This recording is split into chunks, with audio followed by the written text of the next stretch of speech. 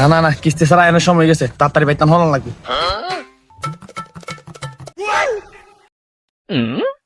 কে গন্নে? ওয়ালাইকুম ভাই, একটু সাইড দেন।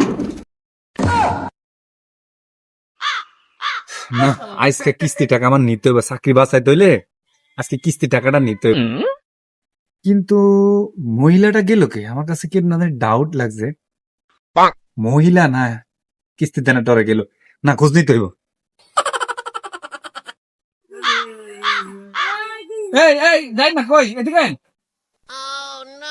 জি জি ভাইয়া বলেন। আপনার চিনা চিনা লাগতেছে। আচ্ছা, আপনি কি রফিক ভাইয়ের ওয়াইফ নাকি? না, রফিক ভাই আমার কাছে কেমন যেন লাগে। আরে সরেন, আরে সরেন সরেন, আমাকে টাচ করবেন না। বলবেন বলেন, আমার কাজ আছে, আমার যাইতে হবে।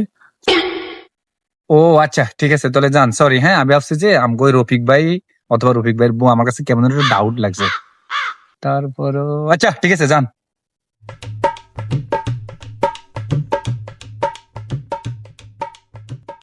মানিক মানিক, আইতাছে আইতাছে, ওই দেখ।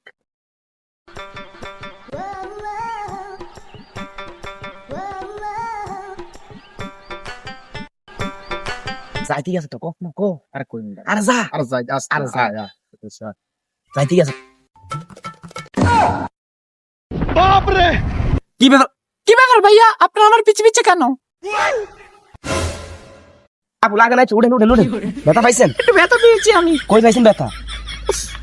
ব্যথা পাইনি তো? ধরে বেটা, ব্যথা হয়ে গেছি বেটা, এত জোরে নি ধাক্কা দেয়। ও মা, তুই কে রে? বাপরে, কে রে তুই? আরে বেটা, তোকে যা লাগি বাইতান হলে দে মাইতান ননি, আর তোরা রাস্তা করে মাইরে কিন্তু খালি এরম করস। তোর এই অবস্থা কিনলে? হ্যাঁ, এবার হুন, তাহলে আর কথা হুন। কোন বাইরের ভিতরে কিস্তি স্যার হুঁ তিন জ্বালা করতে আছে, বুঝলি? আর নাই কাম কাজ, হেরো যে কিস্তি টিও কোনো ঘর নাই, এলাই কিস্তি স্যারের ডর আমি হলে যাইতাম কিনা আছে, বুঝছিস নি? তোরা আরে ডিস্টার্ব দিস না, যাই গে। আচ্ছা যান যা।